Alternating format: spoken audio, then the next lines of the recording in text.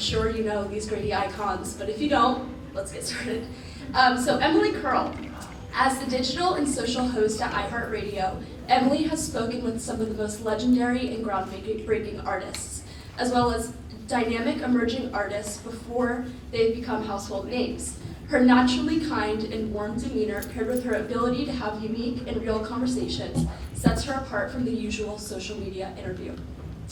Alongside being a pop and music culture expert, her experience in lifestyle, beauty, and fashion creates a meaningful connection with both her interview subjects and audiences alike. She has worked on campaigns with brands such as Chanel, Remy Martin, Dr. Pepper, M&M, Samsung, L'Oreal, Capital One, Expedia, Maybelline, Ulta, and the NFL, among many others.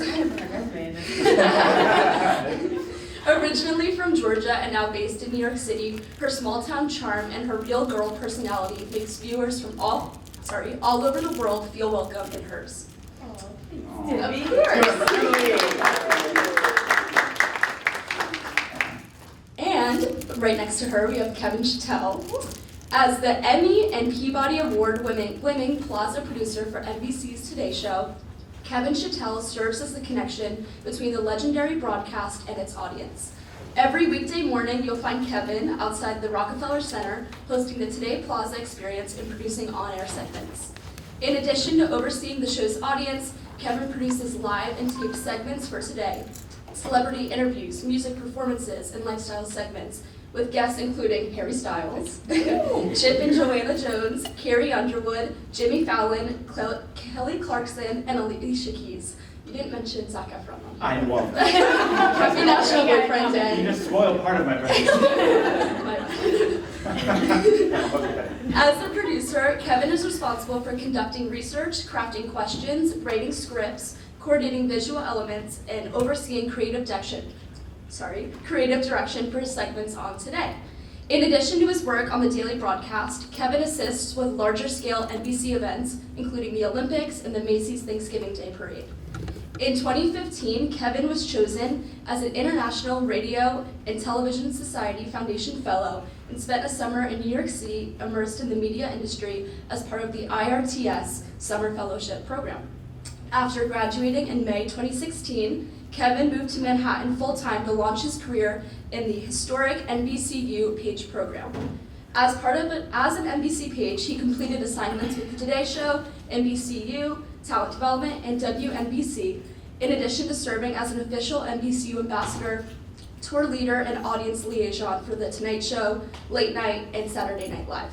Once he graduated from the Page program in August 2017, Kevin transitioned into his full-time role with NBC News and The Today Show. Wow, and that's the presentation. There you go. Well, first and foremost, good morning, everyone. It's so nice to see you. How you feeling? Are you feeling good? It's Friday. Game day. Well, welcome. This is exciting. This is Connections and Curiosity. I'm Emily Curl. This is Kevin Schatell. Thank you so much, Timmy. That was so great.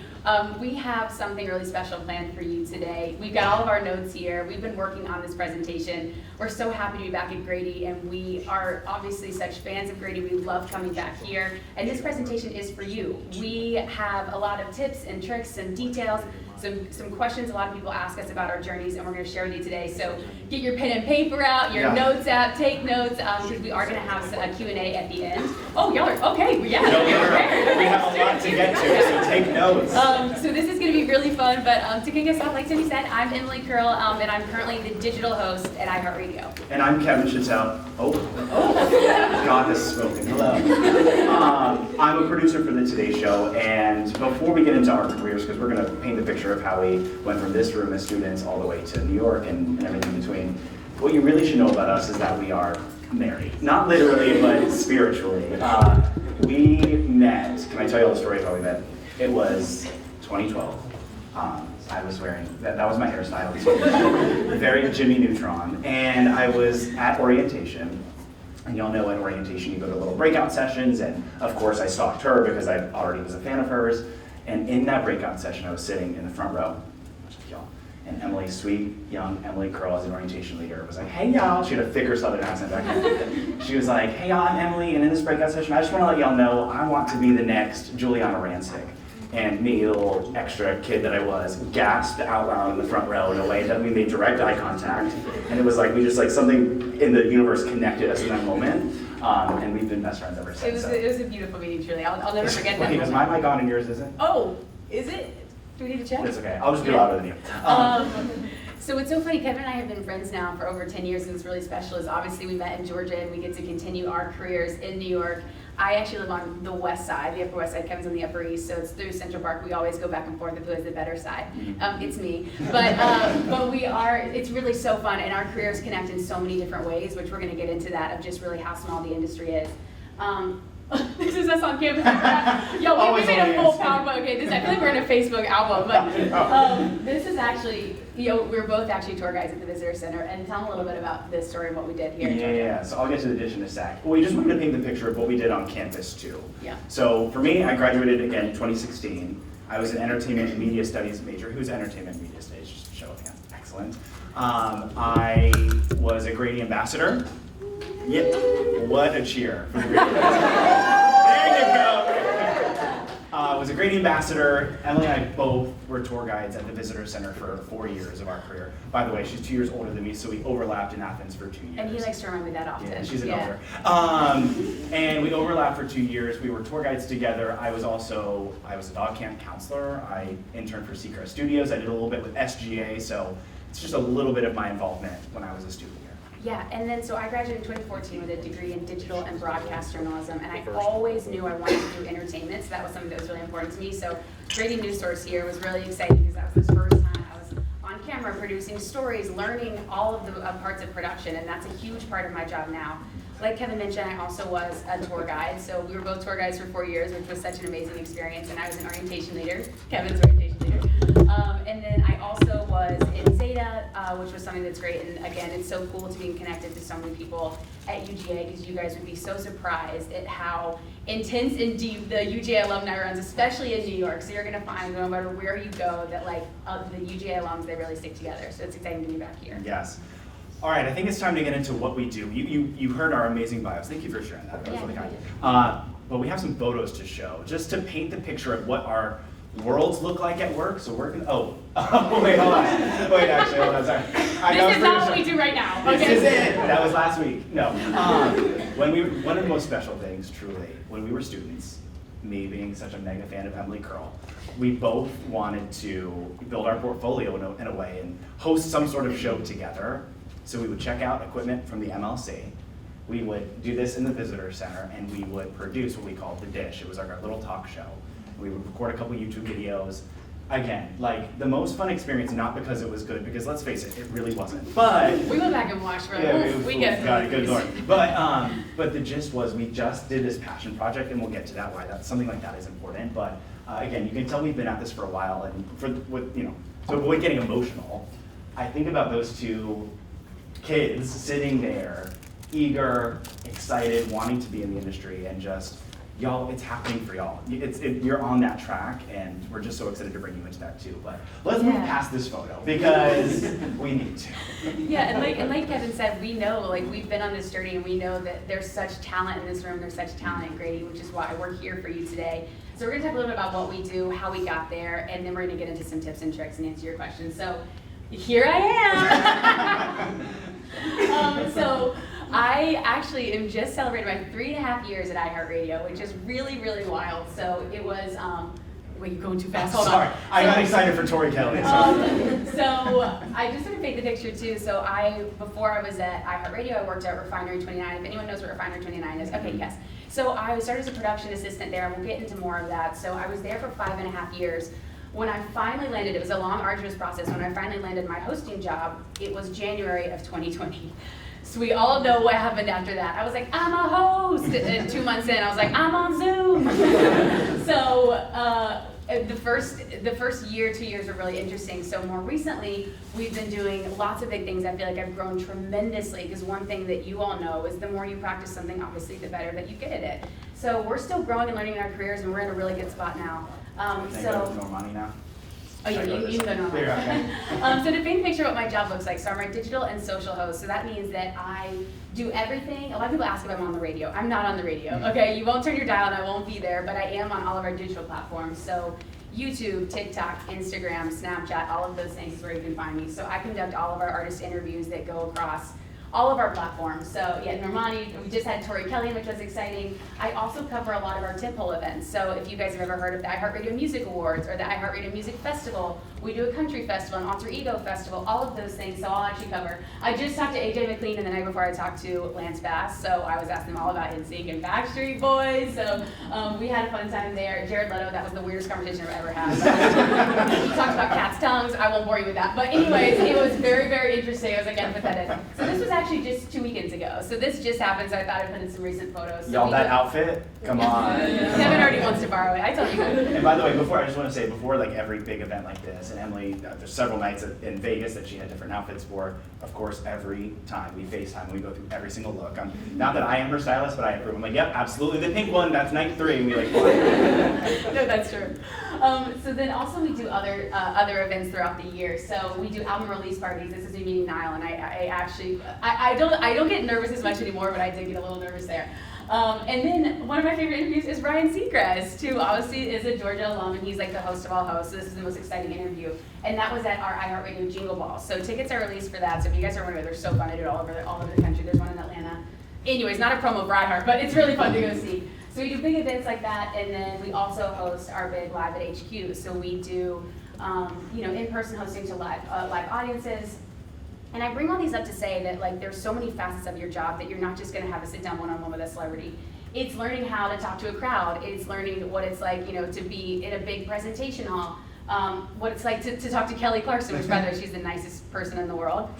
And I want to tell you a story about Kelly. And this is a funny story about how Kevin and I's careers overlap often too. Is we played a game called Fan versus Artist Trivia, and it's our favorite game to play at iHeartRadio.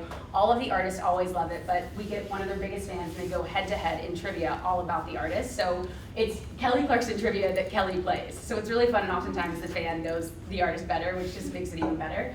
So we had Kelly Clarkson that morning. The night before, Kevin works really closely with her team, and Kevin was producing her the very next day. So the night before, she does karaoke parties around the city. Have you guys seen karaoke, her segments? And so we went to this karaoke party, and knowing I was going to get to talk to Kelly the next day, so I was like, oh, I'll think of some good questions, I'll have some good things. And so Kelly's team walks in, and they happen to walk just right behind us. And so I overhear her PR team behind me, and they're like, listen, Kelly's going to perform, Kelly's here, but she doesn't want to go up on stage tonight. She really doesn't want to sing karaoke with everyone. Like, let's just keep it on the down low. So I hear them say that, so I was like, okay. I'm not kidding y'all. 30 seconds later, I see Kelly take the mic with a shot of tequila, and she's like, let's go! And the next day, I got to laugh with her about it. I was like, listen, Kelly, I was in karaoke with you last night, and you said you didn't want to do it. She's like, I always say that. So it's just fun. So it's just a kind of a crazy world. So Kevin does a lot of our music, or produces a lot of music artists. And then the next day, I'll actually get them at iHeart. So it's really interesting to get to work with. And then, okay, this is my favorite outfit. I had to show y'all. So we also do other events throughout the year. So these are 2 that I was most proud of. So we get to go to the VMAs every year, which is always the most wild red carpet. And then the Met Gala, which was I see, yes. It's we get some snaps for that one. Y'all, I'm a fashion girly, okay? I started at art tonight. Oh yes, okay, we love the Met Gala. And this was really special, and I have to say this is one of my most proud accomplishments at iHeart is, it's a really interesting process, which we could have a whole other seminar on what it's like to apply to awards, how to cover award shows, that's a whole different thing. But I was one who led the charge to get us to go to the Met Gala, and I had never been before. So this is our second year that we got to go. And it is by far the most interesting carpet I've ever been to, and what makes this one so different and so much fun to be at and to watch is, the celebs that go, no one's winning anything, no one's performing, there's no pressure. So that's why often it's people have the most fun on it. So they'll talk to you, you can ask them the craziest things, they're so down. So it's really, really special, and this year our coverage went really viral. I don't know if anyone saw the viral roach. I took that video, okay? So I did talk to a roach, and y'all enjoyed it. So then I think we have a couple more just to run through. I feel like I'm talking. Yeah. Oh, this was another one that I was really proud of too. So Chase Stokes, if anyone's an Outer Banks fan or a Kelsey Ballerini fan. Well, I sometimes do other speaking engagements at 92Y, and this is something different where this is an hour-long conversation. And so it's really interesting, and Kevin knows this, sometimes you're prepping for a 3-minute segment with Tim McGraw, and sometimes it's an hour with Chase Stokes. So you really have to hone in on your craft because you're gonna have different challenges and different things, and you're gonna have to be able to adapt and to adjust depending on what sort of environment that you're in. And it was wild because, yet again, the morning after this, where did Chase Stokes come? The Today Show. So literally, and we were backstage together at this event. So he was like, "Good morning, what's up, man? Good to see you." Like, these celebrities come and go to all these different outlets. So it's when our worlds intersect like that, it's really special. Yeah. Do I have anything else? Okay, no. No, All that's right. Woo. All right. Let's give it up for Emily. Yeah, I gotta be honest. My outfits are not going to be as iconic in these photos. You're in the I'm in the theme. same dress, yeah. Y'all, I graduated, like I said, 2016, and I'm going to get to kind of the trajectory of how I decided to pursue a career at NBC, but that was always the dream. I'm a producer for the Today Show at NBC, the first morning show ever, 1952. Our show's been on the air for 71 years. So to paint the picture of what I do, my job is kind of twofold. When I was hired to kind of oversee our audience experience. I was an associate producer, and I was in charge of this, emceeing the experience for our crowd every morning outside in Rockefeller Center, looking for great stories, great characters to put on TV, people to surprise, for Al Roker to go and give a hug, or Hoda to say hi to, whatever it is, working with our crowd to highlight some of the great characters. So that was my job really for the first year or two as I got my feet on the ground, and I loved it. But then the responsibility started growing, and then I started actually getting to produce segments. So I started raising my hand. The very first segment I remember producing was Jane Lynch as a Gleek obsessed. Like, anyone else watch Glee, or y'all like, that was on like 42 years ago or something for y'all. But I remember, I'll never forget, because it was Jane Lynch, it felt so special, and it was just a quick interview. It was like a 2-minute hit outside on our plaza about NBC's Red Nose Day, and there's like, so it was a pretty easy interview to produce. It kind of writes itself, right? Like, we know what the talking points are, but that was how I started to learn. It was like how to prep questions, how to prep a little research for our anchors to know, what is Red Nose Day? What's Jane been up to? Whatever. Then like 3 weeks later, it was like Hillary Duff doing some sort of integration with Jif, peanut butter or whatever. I love it. But it was like these little baby steps of getting to learn how to do it. All the way up till now, I kind of left the associate producer part behind. I still do our crowd work, and I'm on the plaza every morning with our audience, but now I'm a producer for the show, specifically for the 8 o'clock hour of our show, which is less hard news and more lifestyle, celebrity entertainment. This was a couple months ago, as the Jonas Brothers were getting ready. They kicked off our city concert series this summer, so that's a little behind the scenes from that. So again, this is kind of the twofold. Me on the right, producing something with Craig, getting ready to walk outside. But then on the left, y'all, this woman, Karen, has no affiliation with the University of Georgia at all. But she just knows that I went here. So anytime she comes, she makes me a sweet little Georgia sign, and I have that at my desk. And I just thought that was special. Isn't that sweet? I was like, No, Kevin has fans, okay? People even comment on my Instagram being like, "Where's Kevin?" Back to the fact that we're married, people associate us together. I point a lot at work is the gist of this line. That's with Carson, obviously during the pandemic, and then a little bit with Savannah. So when I'm outside, again, I'm pointing them to great characters, producing segments that happen outside. But again, that's like 20% of my job. The other 80% is, hey Kevin, Joanna Gaines is coming with a new memoir. I will read the book and annotate it and produce a sit-down interview one-on-one with Hoda and Joanna Gaines. It could be, hey, flu season's coming up, tips and tricks to stay healthy in flu season. Like, it really spans. One thing that I'm really grateful for our team is they give us freedom to kind of raise our hands and say, like, I love music, so that's why our worlds overlap, because I do a lot of our music. We launched a studio audience for Hoda and Jenna for the 10 o'clock hour of our show in 2020, right when Emily got hired as a host and right when the world shut down. So, but anytime we have some sort of big event with the crowd, I get to be there for our concerts, for our studio audiences. This is Chanel and I. We traveled to the Super Bowl. This was January of 2020. Got to surprise people. You see the man behind me with the glitter beard? This like burly man with the glitter beard. That morning was my job. We had a pair of tickets to the Super Bowl, and I had to find someone to surprise. And then I'm like standing off to the side with Chanel. I'm like, we're going with the glitter beard. Like, she's like, okay, I trust you, whatever. She says it does this whole thing. It's one of my favorite things I've produced because she talks to him a little bit. And she's like, have you ever been to the Super Bowl? He's like, no. She's like, well, how about you take that beard and all the glitter and just take it all the way to the Super Bowl because you're going.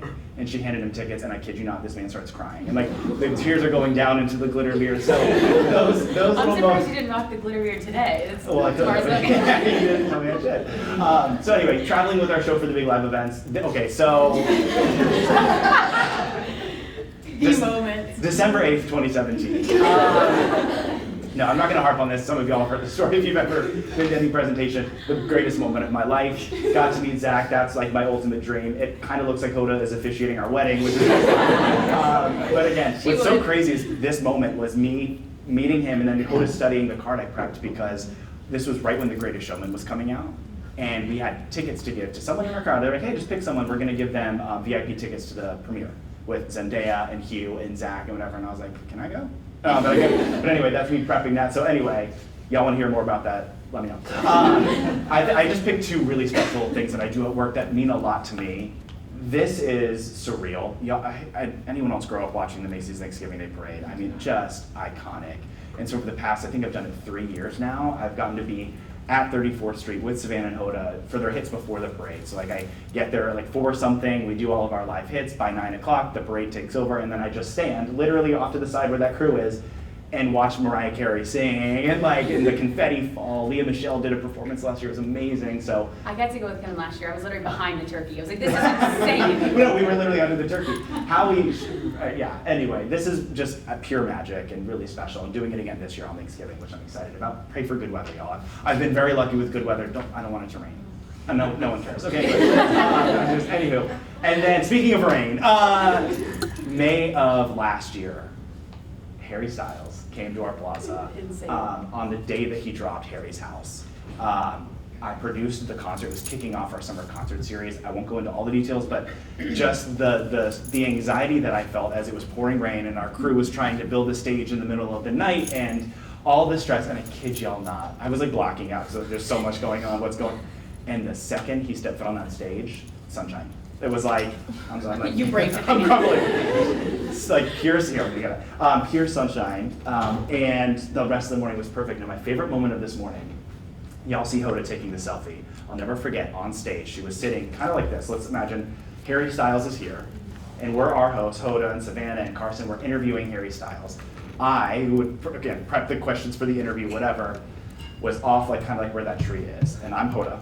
There's Kevin, and she's talking to Harry Styles, and she's interviewing, and I'll never forget, I'll just do it this way. She's talking to him, and she looks right at me, and she goes, like she just knew, she was like, your hard work's paying off, can you believe this is happening? Oh my God, it's Harry Styles, and she just kind of like winked, and then we kept going. I was like, I just felt so seen, and anyway, one of my Outback's favorites ever. And can I just say too, that like, that the anchors love Kevin, like Hoda personally texts Kevin, I'll brag on him for a second, we'll personally text Kevin and be like, you did such an amazing job today, like you're such an incredible producer, like, and that is like a weekly occurrence for Kevin. So like, if you want to be a producer, go into that, like Kevin is your guy, he's so spectacular at his job. And in fact, we joke we should give him a check for iHeart, because he's my we work together basically. All right, that was just a little visual of what we do. Get ready, because we're now totally transitioning to you. This is where you're jotting notes. We're gonna paint the picture of how we got here, like the steps we took, the internships we did, and lessons we learned. Are y'all ready? Well, that didn't sound very convincing. You're just focused, you're getting your notes out right now. yeah, by the way, how are we on time? I want to know how much time. How are we on time? Are we? Yeah, we've got like 35. Perfect. Okay, perfect. All right, buckle up, people. Here we go. So, has anyone, I feel like, has anyone here heard Kevin and I speak before? I've told this story before. Maybe. Okay, yes. Okay, so a few of you. Okay, yeah. So, our photos. I think we didn't make this. Wow. This is really special to me because the picture on the left is from my very first week at Refinery 29. I am so excited, and hope has, New York has not killed me yet. The hope is beaming through. But this is me on the right, and so this is me being a full-fledged producer. And so Kevin was talking about being a producer. And so I think it's really important because when I graduated from Grady, excuse me, I had this expectation that I was gonna, the first thing I was gonna do is I was gonna be on camera. You know, I was like, oh, I'm just gonna be on, you know, that's my thing. But I think it's important to realize that you forget how long it takes to be good at something. And how many people are probably before you also chasing after that dream. And so it really takes a long time to hone in your craft. So if you haven't gotten there by the time you're 24, you have so much time. I don't think I got my very first on-camera opportunity until I was 27. I'm 31 now, so it was like, you know, I think me at 23, I would like cry on the subway home being like, how am I ever gonna get there? And now I'm so thankful I didn't get there when I wanted to be, because you really wanna be prepared when you're going up against celebrities that interview every single day, or your producers that have been in the industry for so many years. So it is so important that you take time to learn the craft and to learn production, because it's a whole other world, especially if you're going into LA or New York or something like that.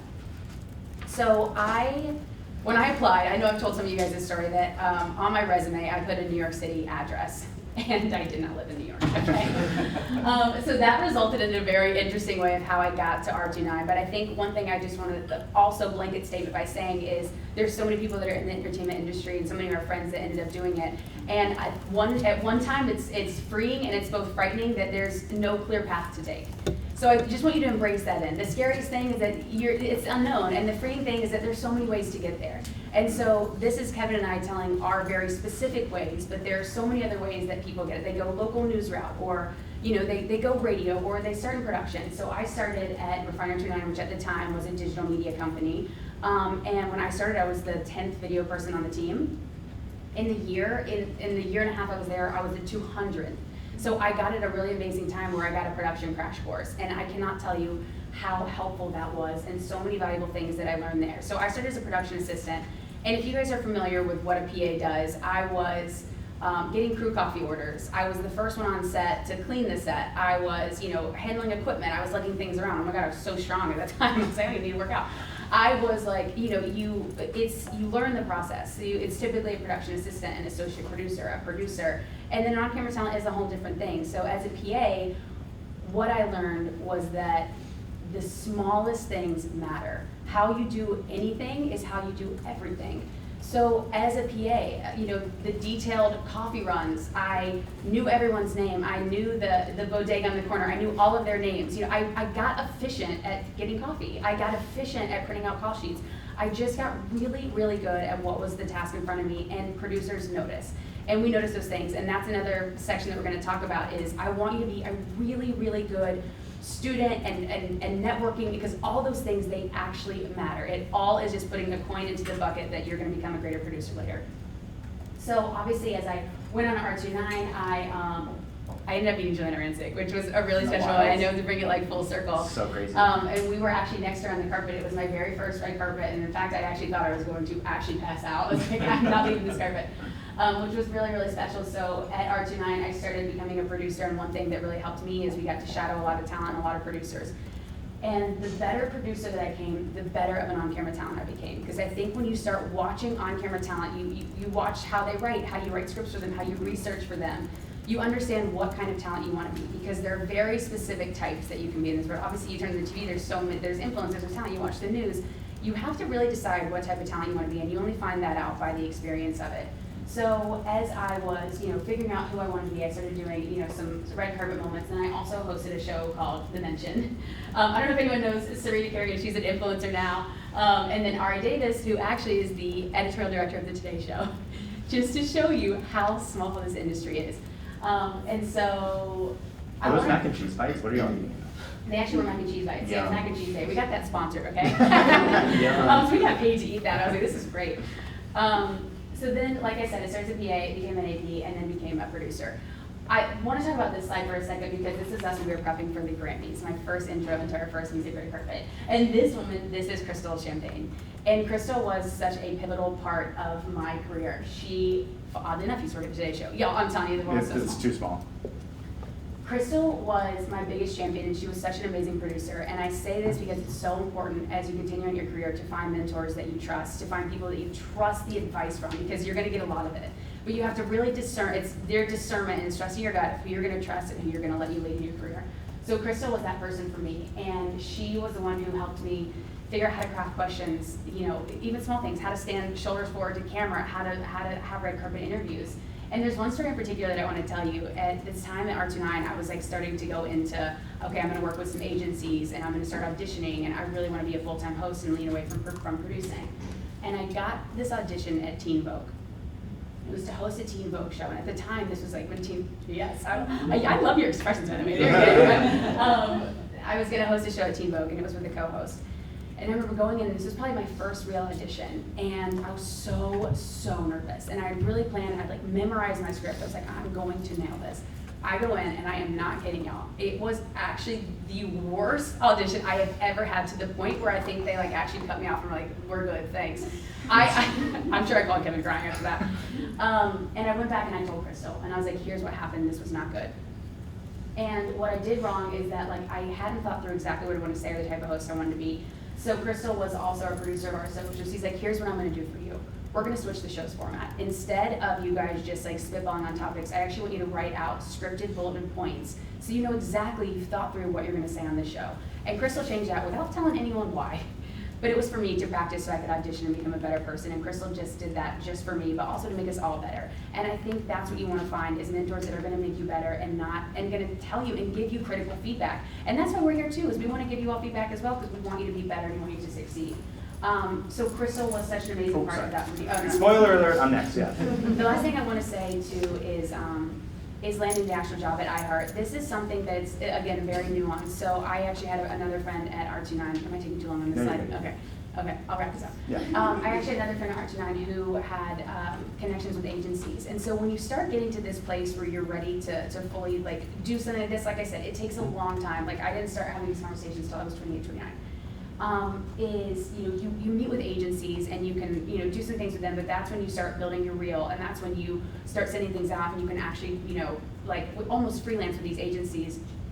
With the agencies, that's how I auditioned for People TV, for E! News, for these big shows, and just to give you some context of just how long it takes, and like you have to really love it and really be committed, because my audition process was years. And then with iHeart, which is my job now, I started interviewing June of 2019, and I landed it January of 2020. 6 months of going in, of auditioning, because it's just such a very specific job that so many people want to do. So it's one of those things, it's like if you were committed, commit to your craft and be really committed, because it's hard. It's hard, and you face a lot of rejection and a lot of criticism, but you also have to really commit to those jobs. And I have a couple of things, but let's keep going, yeah.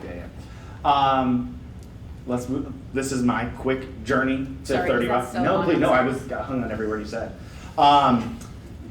Let's talk about. As if we didn't fully talk about No, exactly. I know everything you're going to say. I was an eager student in this building. I remember I was in Dr. Chess's class downstairs on the first floor at a computer filling out an application with all my heart and soul for the look at the right, the IRTS fellowship. My first venture out of Athens to get an internship elsewhere and pursue a dream, and I always wanted to live in New York, y'all. And this was the golden ticket. So write this down, put it on your radar, the IRTS Fellowship. It's irtsfoundation.org. It stands for International Radio and Television Society, but that's not important. What's important is they do a summer fellowship every year. That's an expense-paid media experience in New York. They fly you up, they put you in housing, and they get you a paid internship. So it's very little out of pocket in the fact that they're bringing you to New York with a cohort, 50 students from around the country. You have to be a rising senior or just graduated, and they give you an immersive experience. And you're, in the evenings you're going to networking events, you're doing all these big, you're going to visit Meta, and you're going to Google and CBS and NBC and all these different places, all these events with other alumni, but you're also getting a full-time paid internship. So I had interned actually at a company called Fusion. It was a cable network at the time, owned by Univision and ABC, so I was over in that building. My team was a small group of very, 3 masculine men who loved talking about the Mets. What is the Mets? I don't know. Is it hockey? Not sure. But I didn't have much to contribute to those conversations when all I wanted to talk about was, Zac Efron. Yeah. So that's an important part of the process. I'll never forget Amy Robach. At the time, I went and visited her in New York because, she's in New York and a Grady connection. And I remember I was having a breakdown with her that summer of just it was a 2-month internship. I was I don't like it. And she was like, Kevin, it's really important that you figure out what you don't want to do. And it became clear to me, I don't want to be on a small team. I need a diverse team. It cannot be straight white masculine men everywhere. So I need to branch out, find something that feels like a better fit for my personality, truly. So as I came back to Athens, I was okay, that was great. My dream of living in New York is still intact, but now it's very real. I spent the summer there, harder than it looks, hiking in your, sandals in the summer, and then it starts to monsoon and your feet are garbage, sewage water in New York, and you're it's lovely. But literally, it's all these things you dreamed about in New York start to become very real. So when I got back here, I was my senior year, fall semester. Who's in their senior year, fall semester? I know, yeah. I was don't care, only gonna enjoy Athens, not gonna apply for anything, not gonna worry about jobs, I just wanna be a student and enjoy it. I'm so glad I did. Because as I approached the end of my senior year, it became clear to me what direction I wanted to head, which was this great program that I'd heard about called the NBC Universal Page Program. 90 years ago it started, 1933. Regis Philbin was a page. Like, this program is a legacy program. It's rotational. I mean, this would be truly its own presentation, but you rotate through different assignments at NBC Universal. Not just NBC, but if you understand our portfolio at NBC Universal, that's Telemundo, Peacock, NBC Sports, E, Bravo, Oxygen, Illumination, DreamWorks, like it all falls under that, right? NBC News, MSNBC, if I haven't listed those. And so I just want to tell this very important quick story.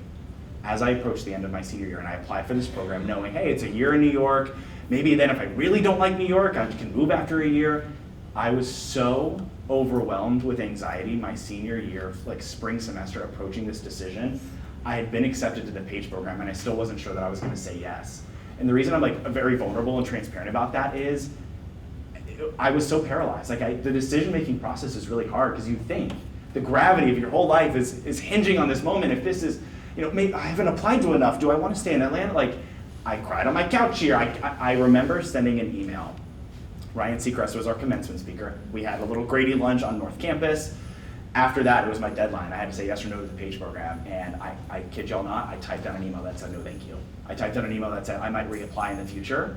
Like, I'm just sharing this to say that's how like uncertain I was. It's not like I was like confidently moving in every direction. I was like having panic attacks and I didn't know until I like took a deep breath and I was like, you know what, backspace, backspace, backspace. I accept the offer, thank you so much. And I sent it and I went to graduation and the fireworks were booming over Sanford Stadium and then peace washed over me. Like, I think the anxiety of like the explosive nature of graduation like settled. I moved to New York and then I did this program. The quick journey, 3 different rotations. I was at the Today Show, fall of 2016, the 2016 election, Rio Olympics, the tree lighting, the Rockettes, Christmas in New York, like Thanksgiving, all of it at the Today Show that's why I fell in love with the Today Show. It was electric to be there. Then I had an assignment in HR, working with talent development, new employee orientation, that kind of stuff. And then I worked for Channel 4, the NBC flagship station in New York, cutting commercials and like again, a smaller team, but I loved every assignment. You know why? Because at NBC, I finally felt at home. Like, I would go into a big newsroom with like a lot of diversity and great creative minds, and it was a big space that I could feel like, much like Athens and UGA, I felt like I could breathe. Do you know what I mean? I felt so suffocated before. So anyway, that's kind of the journey. Once I finished the PAGE program, because of the connections I built at the Today Show, I landed my job as the associate producer, and then I've already kind of documented from there, so then just kind of stuff. Okay. This is the good stuff. Now we're going to be cruising through this. I said take notes before, but really it's time to take notes. This is it. Okay, so why we are here, and I've said this from the beginning, it's we believe in Grady, we believe in you, and there are certain things that we think that we've noticed because we are so connected to the school, we're so connected to you all, we love students reach out to us, but there's a few things that we have noticed that we think could be helpful to share with you guys to just improve and set you up for success. Sorry. Yeah, I'm just like, this is a really special family. Like, the Grady, we know this is not news to you, the Grady family is special. But just because you both went to Grady or you have that Grady connection doesn't mean an automatic like fast track or endorsement or mentorship or like, those things have to be nurtured. So you have the resources, you have this family that's ready to support you, but to make the most of it, you have to do it right. And you have to be prepared and professional. So these are the tips that we're going to share that we have learned from our mistakes and have just kind of observed recently. Absolutely. Okay, so let's start with connections. Kind of what Kevin was just saying. So like we said, we have so many students reach out to us that really stand out. And then we have the opposite, that so many students reach out to us and they stand out for the wrong reasons. And that's one of the things that we want to share with you today. And let me start by telling a vulnerable story. Is I remember when I was first graduated, I was reaching out. I didn't know what I wanted to do, kind of like Kevin was saying, and I really wanted to go to Nashville. I wanted to work at CMT. I was like trying to work for like a news station at CMT. And I remember I emailed this executive producer in Nashville, and I wrote this email, and I was like, I'm going to be there, whatever. And I remember he wrote back, and he was like, listen, I just want to give you, a bit of advice. And he was like, this email was sloppy and unprofessional. And he was like, we wouldn't hire you. I was like, oh my God. I mean, I fully was like, I was spiraling. But I have not stopped thinking about that email since. If I ever send a bad email, I will never send a bad email again. So it's like, I am so grateful to that man. I have no clue who he is. God bless him in Nashville. But it actually scarred me. And so I say that to say that oftentimes we get emails, and oftentimes we get emails that are sloppy and unprofessional, to be totally honest. And we say that because we, as Grady, we want you to put your best foot forward. And so there's been a few things that we've noticed. I think one of the things, we've been talking about this all the time, is that the details matter, that it should be personal. You should have done your research. I think sometimes we get emails that are like, what company should I be looking into for my internships? And meanwhile, we just showed you, what Kevin and I do every day. It's busy, it's fast paced, that, we're not necessarily out there doing research for your internship opportunities. So that's something to keep in mind when you reach out, that it's important that you've already done that research. How can we help you? Your intention is everything. Are you emailing us just to make a connection? Are you emailing us to ask a question? Are you emailing us because you applied to an internship? I think that's something to really keep in mind, that what is my intention with this email, and go back from there. That's gonna help you write the email. I'm Kevin, I just applied to this internship. I would love this and this. Or I'm Kevin, I might want to be in entertainment. Can you tell me specifically about this? When people reach out, they're like, what internship should I be looking into? We're 10 years past Georgia. I don't know I don't know what iHeart's got listed. I have no clue. I'm trying to prep for an interview. So I think it's important that you go in and you do your research and you are coming as best prepared as you can be. A literal example just happened 2 days ago when I got a message from someone that said, hey, do you know of any internships I should be applying for? I was like, no, who are you? What are you interested in? I think that's so clear, like you said, to put in the work. I also, once you get out, and this isn't just for us, obviously this is anyone in the Grady family that you're reaching out to. This is an informational that I did a couple years ago. It was in Arizona. It was during the pandemic, and I hopped on a Zoom, and this Grady student, we were carved out time in the morning to chat, a busy time, and the first thing I said, because I don't know this person, was, okay, so tell me about yourself. Valid first question, and the response was, I'm not that interesting, what do you want to know? And I was like, I don't know you. You have to, so this is a bullet to write down. Know yourself. You're gonna have to communicate that, and we'll talk about your brand, but yeah. I think step one is give us a taste of who you are. You should be prepared to answer that question, written, in person, whatever, and not just your major or whatever, but the things that make you you. Look, I'm madly obsessed with Taylor Swift. I would use that in an introduction. It says a lot about me. You know what I'm saying? But those little personality flavors on that Zoom, I really wish this person would have said. So I'm a third year. I'm a PR major right now. I'm involved in the Grady Ambassador program. And to be honest, on the side, I listen to a lot of Beyonce and I love this and whatever. That gives me a little taste of I feel like I know you. So that's important to keep in mind too. Yeah. Another bullet that we had too is, obviously our careers are so social, and I'm always posting on Instagram, I'm everywhere, and oftentimes we get these long DMs of, what would be typically an email. And y'all know I love connecting on socials. I'm so down for that. I love when people message me. But oftentimes when the message is an email, or it's asking about internships or answering questions, for me to, I'm posting all day, it's fast-paced, and to type something back is tough. And so, and not just for us, we're just saying it in a larger thing. I can imagine other people that you're reaching out to or that you might be interested in. I always just recommend, hey, so-and-so, I'm this person, I'm in Grady, I'm in this year, I would love to ask you a couple questions, can I have your email? Or would you feel comfortable emailing? Something that I've just noticed that I think sometimes DMs and messages get lost so quickly, so then oftentimes when people follow up, I'm like, wait, were you the one who emailed me, or are you this person? So I think it's just important that's to be clear and concise. And also I think one thing that we've learned in the industry too is, you're meeting so many people all day, especially people that, work in production or work on sets, that even when celebrities come in, even if I've interviewed them 5 times, sometimes I don't remember, you know what I mean? So I always am Emily Curl, iHeartRadio. You should always be I'm so-and-so, we met at Grady, or I'm this, just to reestablish the connection. If we know each other and we're this, don't just automatically assume that everyone is there thinking or can remember every single part of your journey as well. Tangible tip too, when you're reaching out, and yeah, I think you're not gonna get the most out of a DM with questions. You might not even get the most in an email with 95 questions. When an email, to me, should be a catalyst for a conversation. It is much more overwhelming for me to answer questions written that are here are 3 questions I have. It's then I literally have to carve out time to sit and think or whatever, as opposed to, hey, this is who I am, I'd love to connect. I'm available most Mondays through Thursdays from 10 to 2. Is there a window? I'm happy to send a Zoom link. I think that's the other part of this too we wrote down is make it as easy as possible for these people to carve out time. You already sent your availability, I can match mine. Then you say, great, thanks so much, here's a Zoom link. here's my phone number, what's yours, I'll call you directly. Make it as easy as possible to get a hold of these people that you want to reach out to.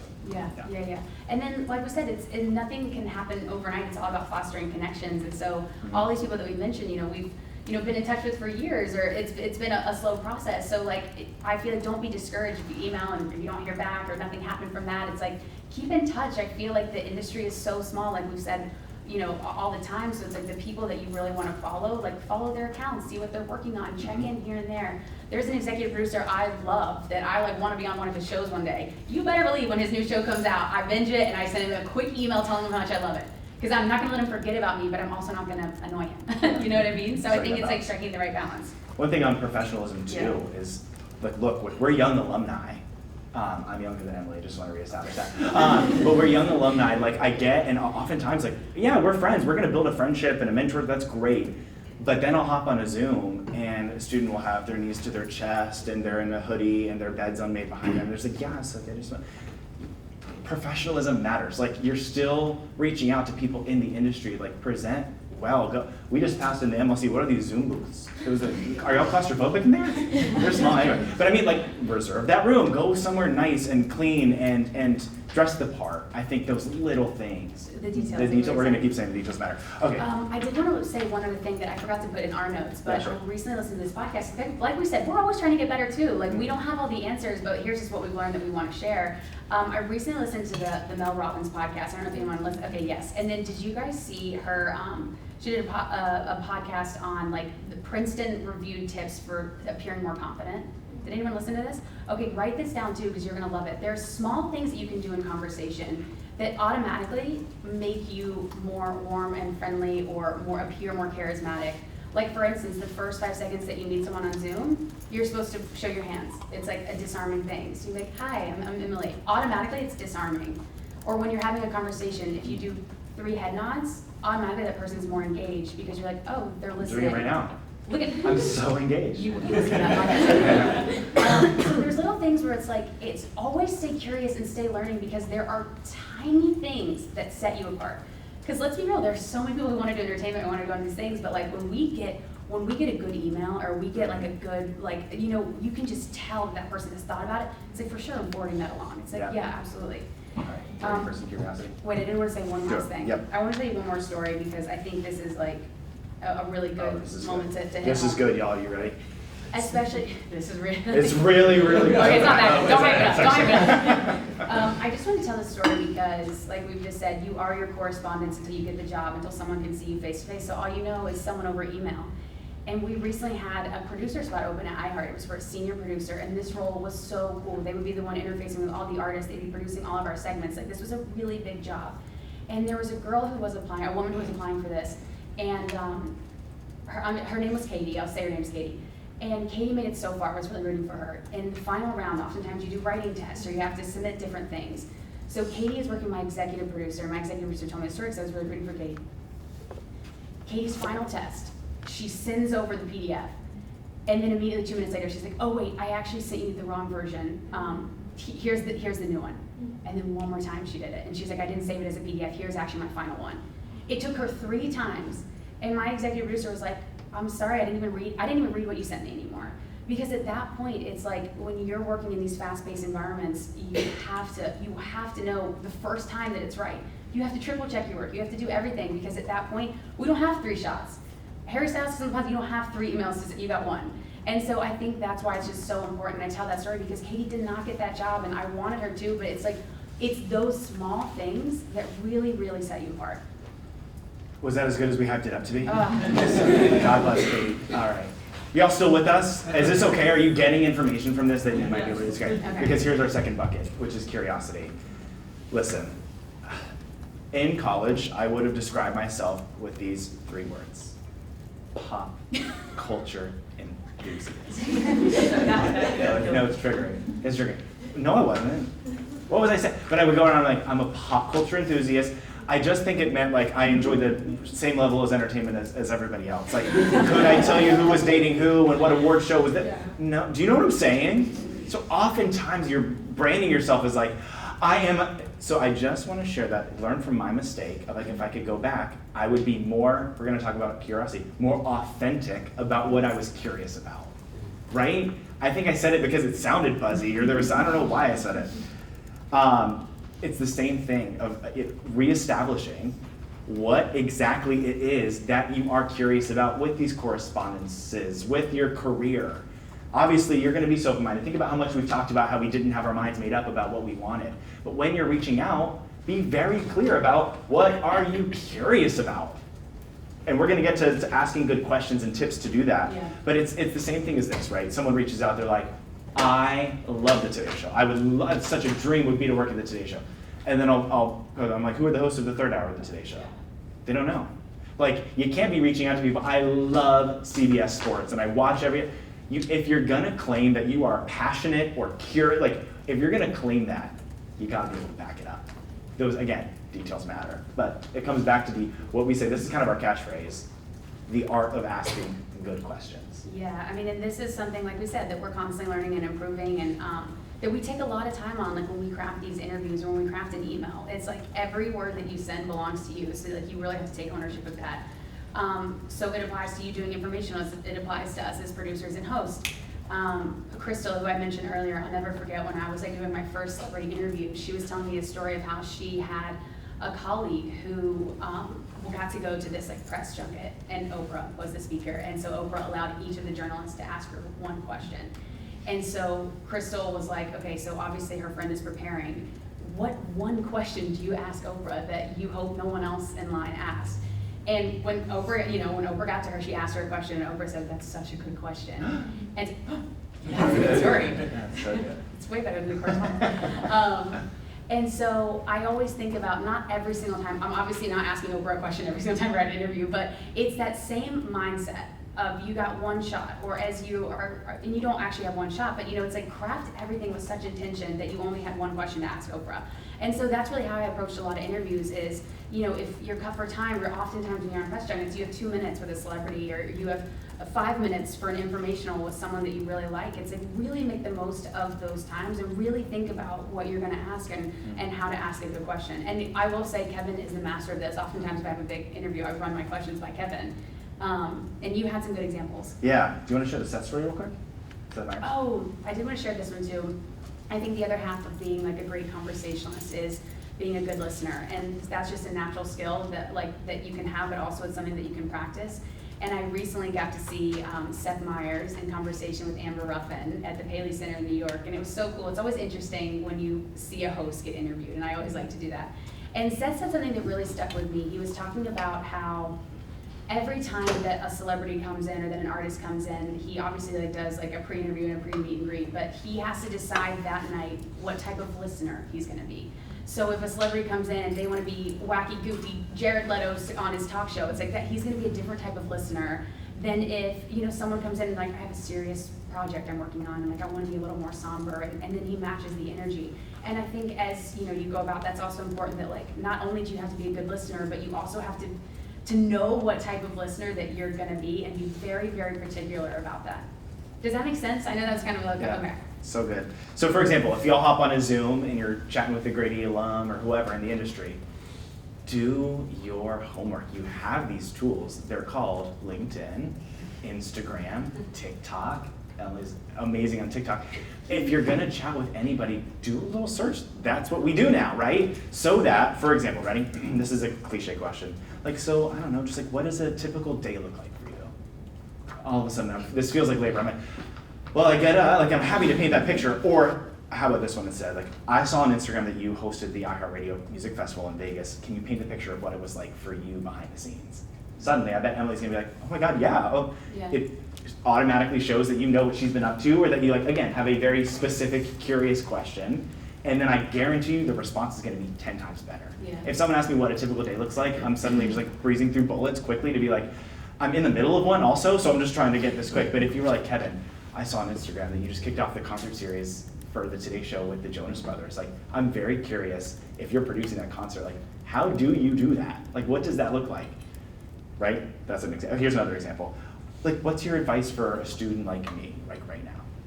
That's a little broad, as opposed to, I'm getting ready to finish my senior year and, I'm feeling a little anxious. How did you navigate the choices that you wanted post-grad?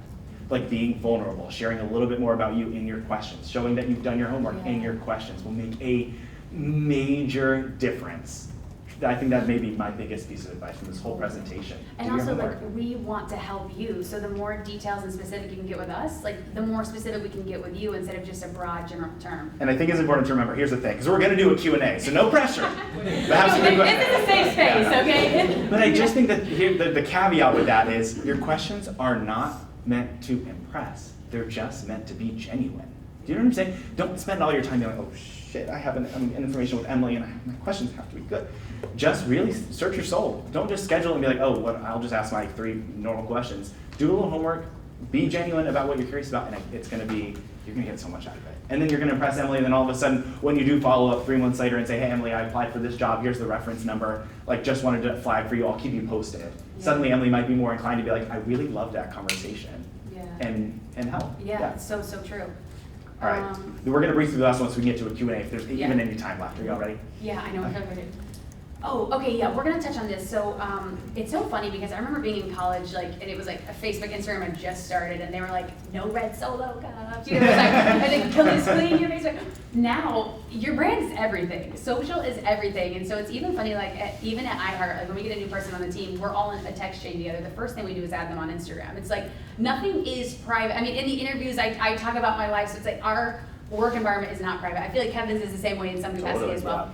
But oftentimes it's like we are looking at your social media not for reasons to like get you in trouble, but like I'll give you a perfect example. We just hired a social producer at iHeart. Her name's Naya. She's amazing. But she was like, I love music. I have a photography background. We're like, oh, let's go see.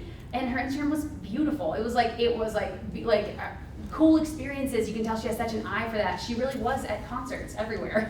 And so I was like, oh, I believe her. I'm like, oh, she actually does know what she's talking about. So like I really think that like your social should also match like what you're interested in, especially like if you're going out for, like if for something like music or entertainment or like that is totally okay. And then I also think it's important to show your personality. So like even sometimes we get PDFs that like, here's another small thing too, always send it as a PDF. Like sometimes it's a doc, but like always send it as a PDF.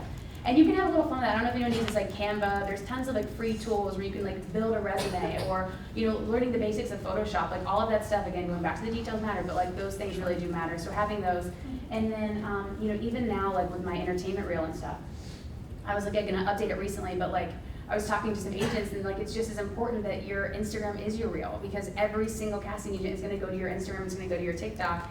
And not that it has to be curated or polished, but like I'm saying, authentic, or that you're posting stuff you're actually interested in, because then it's going to be better content. I love that. Anything I missed on that? No, I think that's fantastic. Last thing, then we're going to do a little Q&A. Is just starting now. Like, what can you be doing right now? Again, 4th years, where are you at? About to graduate soon. Yeah, 3rd years. I should have done this at the beginning. 2nd years, 1st years. Let's give it up for the 1st years. Yeah. Here's the thing. Like going back to the ditch, we were checking out equipment. Find a passion project while you're here. You're gonna have to put on your resume some tangible experience, not just the club you were involved in and didn't really do much, because then as you're typing your bullets, you're like, what did I do in SGA? You know, like, do a passion project, start a TikTok channel, start a blog, do something that you can actually do and show, right? Obviously, we weren't even getting to internships. Grady is the most connected. You have so many resources. Tap into Samantha and the whole team, the Career Center. Tap into all of that. Also, the free resources you have as students, whether it's Premiere or Photoshop, take free tutorials, like y'all have more tools than you could ever realize at your fingertips. So that's important too. I just want to add one thing too, that like, you know, obviously Ryan Seacrest is part of the iHeart family, and talking to my executive producer, we always reference him because he's such an amazing host. But from the start, what made Ryan stand out is he also was just so knowledgeable of the industry, you know, and oftentimes my boss will ask me like, well, what are you watching? What newsletters are you reading? So right now, like if you're interested in entertainment or music, it's like, you get the Rolling Stone sent to your inbox. It's like you should follow these accounts that are like doing news. You should watch a Today Show every morning, or you should be really already subconsciously and like ingesting all of the news or the content that you want to be a part of. So like doing things like that, like really, and then when you're in those conversations, you already know about it. And you can have really thoughtful conversations to again stand out in those meetings. Back to details matter. I have students who reach out and be like, I love The Tonight Show with Jimmy Fallon. Like, I would love to work for The Tonight Show. And it's like, you do realize that the literal name of the show is The Tonight Show starring Jimmy Fallon. That's like the thing with The Tonight Show. Like, that's not the actual name of the show. Or, I want to work at NBC space Universal. Like, years ago, when Comcast acquired the company, like, this is 10 years ago, it became one word, NBC Universal. You'd be so shocked. I mentally check out if you get little details like that wrong, because I'm like, you don't know what you're talking about. You just don't. Like, you might, who doesn't love Jimmy Fallon? Of course, like Seth Meyers, any of the late night shows, right? Like, so set yourself apart. You actually gotta mean it. It just goes back to like, if you're gonna say that and you're gonna talk to someone who works, I don't know, like my mentor at Grady, Ben, who works for MSNBC and Morning Joe, I should be consuming that in a way to have conversations with him so I'm prepared. Wow, how y'all feeling after that whirlwind? It could be 3 p.m. We have no idea. I have no concept of time right now. Do we have time for a Q&A? Yeah. Okay. Yeah, if anybody needs, there is an 11:30 class, so don't be shy. You It's have okay, to get pop up. For class. And we will support We're you. recording this, so you can catch up on what. Bye. First year. Let's give it up for Caroline. Good luck in your 11:30. Hey, real quick. Oh, and bye, Caroline's friends. See you later. We love you guys. Thank you for coming. As you start to mull over a couple questions, can I just do one quick thing? This is special to me. My brother is here in the back. He's also a Georgia grad. So go Dogs. No, you don't have to clap for Greg, but what you do have to clap It was a for. little weak. Yeah. His gorgeous wife sitting right next to him, her first time in Athens. Gracia is my sister-in-law. Here's the thing. Look how stunning she is this morning. Not only is it her first time in Athens, she is from Mexico. They live in Los Angeles now. And you know what Gracia does in Los Angeles? She is the morning anchor for the LA Telemundo station. So Hoy Dia, the equivalent of the Today Show on Telemundo, Gracia right before 5 to 7 a.m. in LA every morning. She is an anchor too. So she's in the industry too. So Ask Gracia. yeah, has some questions. Gracia can answer questions too. But anyway, go find her on Instagram too. We'll put our handles up here too. But y'all really it's just a very special thing. And by the way, NBC Universal owns Telemundo. So if you type in Schatell in the gallery, Gracia and I's names pop up. It's just all right, are y'all ready? I mean, we're here and we're all yours. So fire away. Oh, yes, and good. say your name and your give us like a little tidbit of who you are. Yeah. Hi, my name is Keisha. I'm a third-year journalism major. And actually, you talked to me at PRSSA my first year, and I Oh was my a gosh. freshman. Virtually, so, yeah. full circumrollment, and you told me to follow Emily Curl when I was Did you? Oh, he's my personal PR team. No, I am. No, I am. But my question is, for Emily, you posted a TikTok about your mom, and it was like, and it went viral. Oh And my I God, just great, wanna but know, you like- did your research. Let's But go. I just want to know, like, I'm so nervous getting into the industry because, you know, I am family oriented, but I live in Savannah, so can't really stay there. How do you balance everything out, like, with your work life and family? Oh, What a that's such a good question. Call us Okay. Oprah, but what a good Oh question. my God, the Oprah question. That was great. That is such a great question. I think what's really interesting about like our jobs now, actually I'll just speak for me because it's Sure, gonna be different for you. sure. Because like it's just been such a big part of my world and like I'm so close with my family and like I love coming back to Georgia. It's interesting, I feel like I found a way, and you all might feel this way too, just the way that the world is shifting, entertainment and visual is shifting, that my job is a part of my life, but I don't feel like I clock in 9 to 5.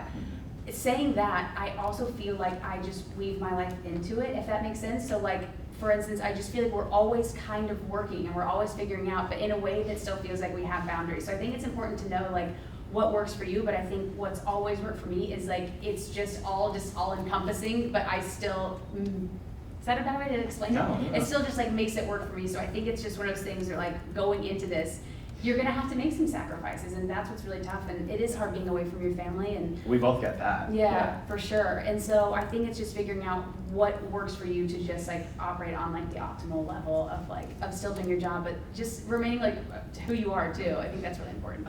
I miss my brother every single day. It's That's such a interesting. good Can I just question. share something that's so odd?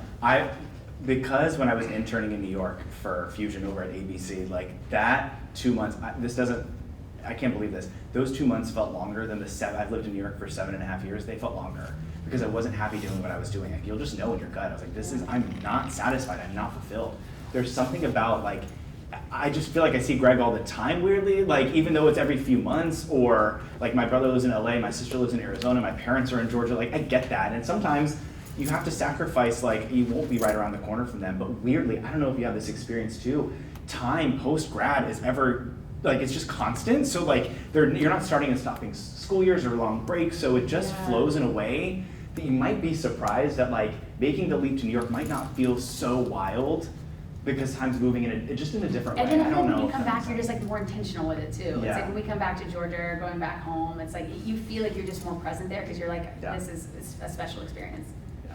That's That was a great really, question. really good question. Yeah, I Who love wants to that. follow that up? I'm just kidding. Who's next?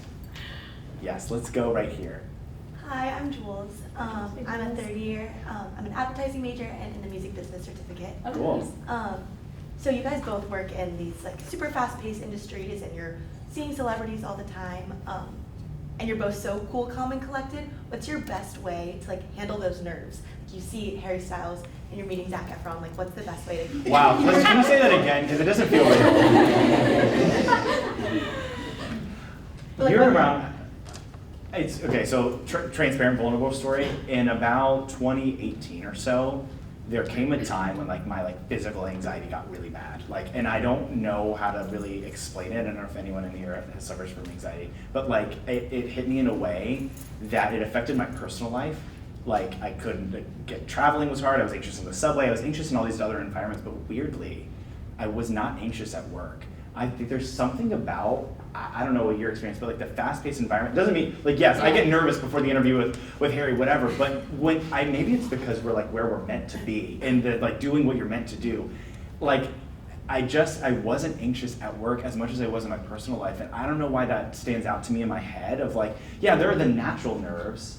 You probably have more to share about this too, but I just like when you feel like it's right and you're energized by it. Yeah, like Harry Styles is walking by and you're nervous about the live interview that America's about to watch that you prepared, but then you're also like, I just produced an interview with Harry Styles. Like this is crazy. So, and also your team matters. Like I'm supported. Like I truly hit the jackpot getting to learn from Hoda, Jenna, Al Roker, like the very best in the business, and I observe everything they do, how they ask questions, how they interact with guests.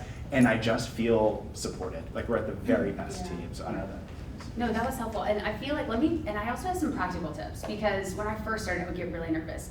So here's what I would say if anyone here is like, if you feel that way, is, I don't know if anyone has the Headspace app, but like one thing that I always do if I'm really nervous, like if Niall's coming in, you take 4 breaths in, you hold for 4, and you release for 4. Something about that is calming to the body. So if you're having a physical reaction, that's something that always helps me, that I just feel like if you can learn like the breathing process.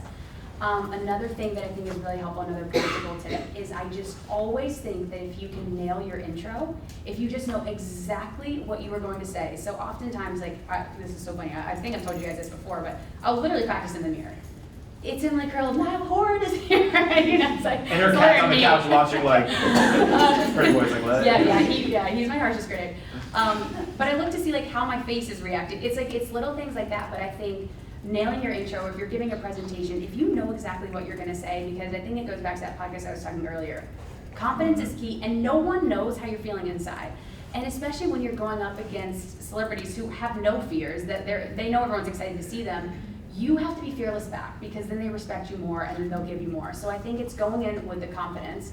And then another very bizarre little thing that I feel like I should tell you guys is the one weird way that my nerves come up is I get clammy hands. No one shake my hand after this, guys. I get clammy hands, and so I have this like special hand moisturizer. Does anyone here get clammy hands? Vulnerable. Okay. It's called like. Put your hands It's down, called too like. I clammy. think it's called Carve Diem, or it's called. I'll send it. We'll find out. We'll send it to you. You're each getting a sample of Carve Diem out of this. But it dries your hands out. And something about that's like, okay, my hands are dry and I'm actually fine. But like, that's also a nice thing if you physically don't appear nervous. Yeah. So you breathe, your hands are dry, you practice your intro. Let's go. Go nail it. I would also just add again, when my anxiety got bad, like, go see a therapist. There's medicine. Like, there are things and ways to do. If it peaks is to not just like nerves and jitters and excitement to like actual anxiety, we will be the first to tell you like there are many resources, right? Yeah. So keep that in mind. One more thing I'll say on that: when I was a page and I was finishing my time, I didn't know if I was going to end up back at the Today Show full time. I was kind of wrapping up that time, and I had other assignments. I met with Hoda in her little dressing room. We were chatting, and I was asking her about like making mistakes, being nervous, that kind of similar question. And she was like, Kevin, you know how many times I messed up today? Like literally, do you know how many times I messed up today? She goes, there used to be an anchor on MSNBC. She was like, who gave the illusion, he like literally was Superman. He was like buttoned up and perfect, whatever. She goes, and no one liked him because no one likes perfect. Like mistakes are vulnerable. It's endearing when someone's nervous or like it just, that stuck with me. That Dakota's like, nobody likes perfect. That's what makes her lovable. It's like she's not buttoned up. She gets to relax and do it. You make a mistake, you can joke about it and be kind to yourself. And Totally, and on that note, Kevin's told me this before too, it's like, just own it. Like sometimes if an artist comes in, I'm like a big fan, I'll just tell them up front, like, just have to say like, I'm a big fan. Automatically the barrier's down. It's like now I don't have to pretend and, you know, or like if you're nervous, I feel like it's, like Kevin said, it's more endearing to just be like, I'm sorry, I'm a little nervous.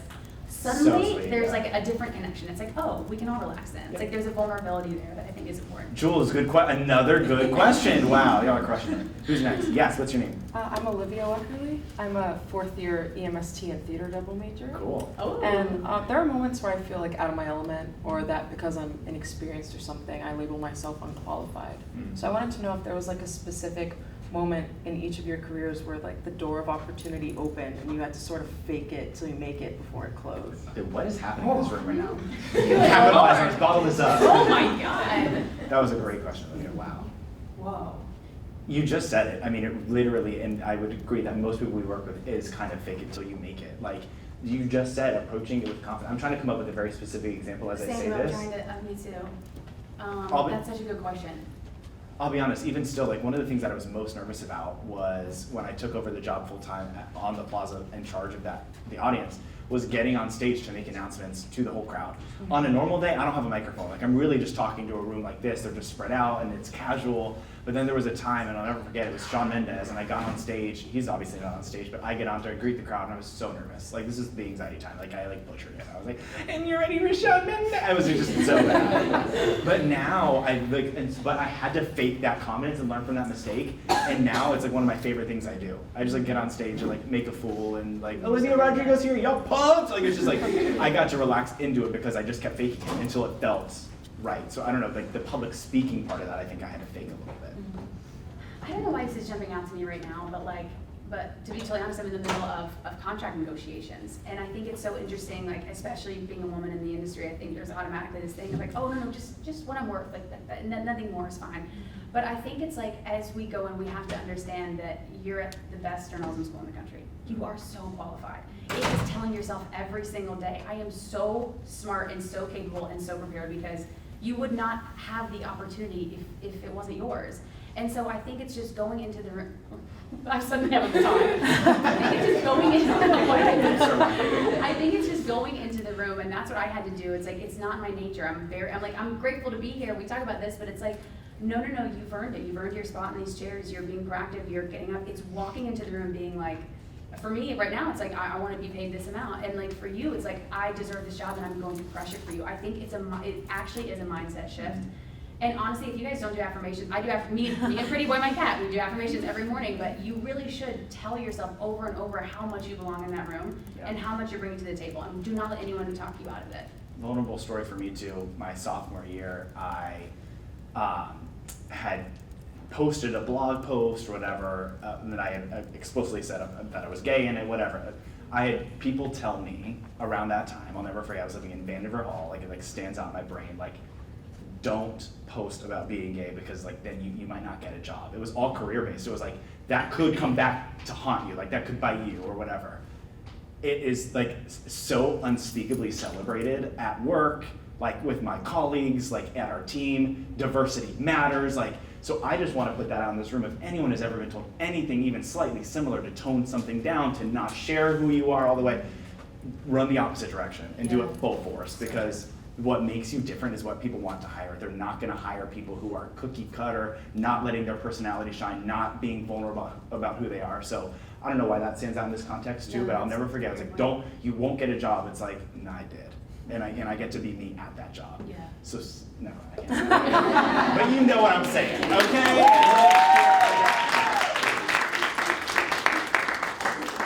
And now I get to meet Zach Efron. Okay. Yeah. What's your name? Lawrence, Hi, third Lawrence. year Hi, Lawrence. EMST major. So, Kevin, Macy's Thanksgiving Parade. Yeah.